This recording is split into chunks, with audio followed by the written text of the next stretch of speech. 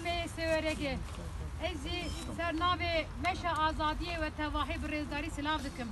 Bu bu kesayeta çuluske çaran yek Mahmud Zengin da hemu şehidi azadiye, hemu şehidi demokrasiye, hemu şehidi peşaroja azadiye gele kurdu demokrasiye Türkiye bir rezdari ve bir tinim. Eri iro meşame roja çardemine daye u duraga mena iroji ser goristana Mahmud Zengin'e.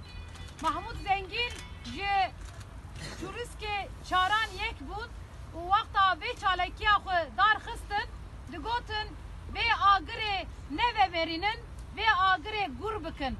Em jî ji ser ve goristana ve em dibêjin ve agir 42 sale gur dibe, mezin dibe û ew ê bigihêje azadiya xwe.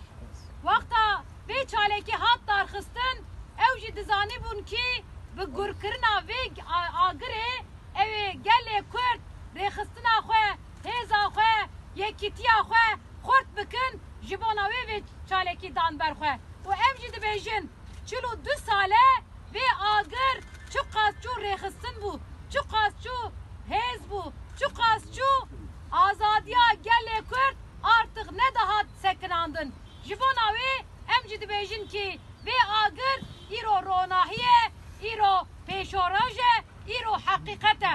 û em mîna beşvanê azadiyê vê çarde rojin em lê hêlekî melekî li Wanê, melekî li Qarsê me dest pê kir û ji hemû Kurdistanê bajar bajar, gun gun, navçe navçe me li Kurdistanê hemû gelê xwe re em hatin bahev û me hemû dîrokê xwe, hemû nirxê xwe, hemû xwezaya xwe me bîhna wê me ewka wê girt û me hemû top kir û me her du min li Amedê li qelbê Kurdistanê me hemû degerê xwe hanî bahev û ji Amedê jî îro em li Siweregê sibê jî em ê bigihêjinin ciyê ew ê heqîqet derket, ew ê heqîqet bû ronahî ji vê gelê Kurd û gelê bindesra em ê berxwe bidin amarayê.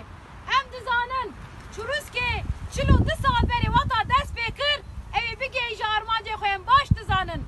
Çi qas astengî jî pêdan berme lêbelê vê meş nehat sekinandin. Nikaribûn bidin sekinandin û em jî dizanin bi biryarbûna gelê Kurd, bi hêvî mezin kirina gelê Kurd, bi sekna gelê Kurd, dayîkê gelê Kurd, jinê gelê Kurd vê heqîqet vê meş ew ê bigihêje armanca xwe em wê hêvî dane, em wê biryarê dane û em ser goristana Mahmud Zengin dibêjin ki vê agir ew ê bigihêje armanca xwe, bigihêje azadiya xwe, bigihêje heqîqetê riya me vekiriye, riya me vekiriye serkeftin ê gelê Kurd be, serkeftin ê gelê Kurd be.